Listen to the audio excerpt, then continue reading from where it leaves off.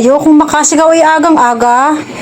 Ah, si Kapitana pala. Bakit kaya napasyal? Neng, ayuda! Hindi na ha.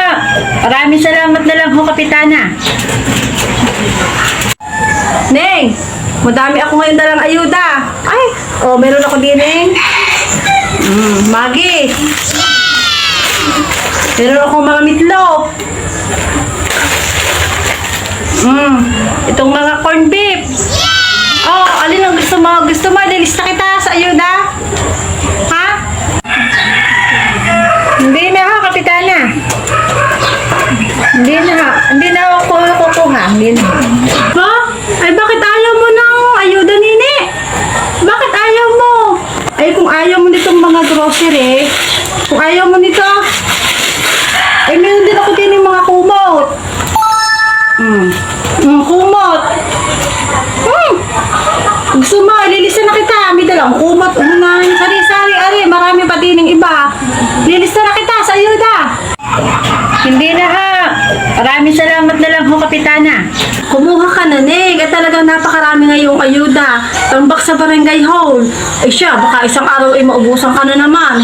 Eh baka hindi na kita ma-text. Kuha na kayo, nagpalista na. Pag nagpalista ka, siguradong meron na. Iyon na ari lahat. Isa, dalawa, tatlo. Ha? Ano, lilista na kita? Hindi na ha. Maraming salamat na lang ho, Kapitana. Alay, bakit ka ayaw mo ng mga ayuda, Neng? Ang iba doon ay nagpalista na, nakakuha na. Pupunta na sa barangay hall. Ayaw mo? Kuha na mo na rin lahat. Bakit ayaw mo ga? Ay, aray ang tanong. Bakit ayaw mo ngayon ng ayuda? Okay, sagutin mo ako. Bakit ayaw mo ng ayuda ngayon? Hindi na ho, dahil ho kami, marami pa hong stock din eh. Meron pa ho kaming 20 sakong bigas. Meron pa rin ho kaming ang 10 kilong ulam na sarip ho.